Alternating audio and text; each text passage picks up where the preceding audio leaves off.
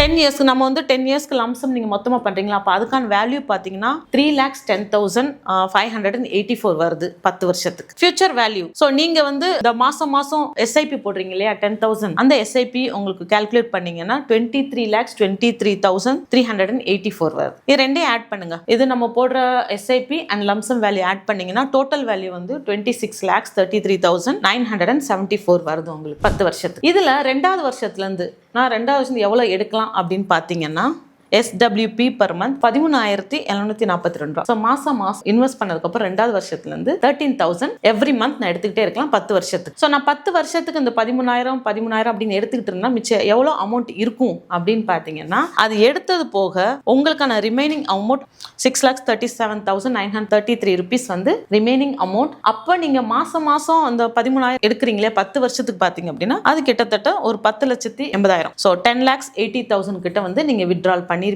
அது எடுத்த போக உங்க கையில வந்து 6 லட்ச ரூபாய்க்கு மேல இருக்கு. எனக்கு மாசம் வரவும் செய்யணும், அதே மாதிரி நான் இன்வெஸ்ட் பண்ண அமௌண்ட்டுக்கும் காம்பவுண்ட்ல வளரணும் அப்படின்னா இதுதான் உங்களுக்கு அந்த கிடைக்கக்கூடிய அமௌண்ட். ஸோ உங்களை தேவைக்கு பொறுத்து உங்களுக்கு நீங்கள் எடுக்கணும், எனக்கு மாதம் வரணும் அப்படின்னு நினைக்கும் போது அந்த டைம் நீங்கள் வந்து வித்ட்ரால் பிளான் கொடுத்துக்கலாம்.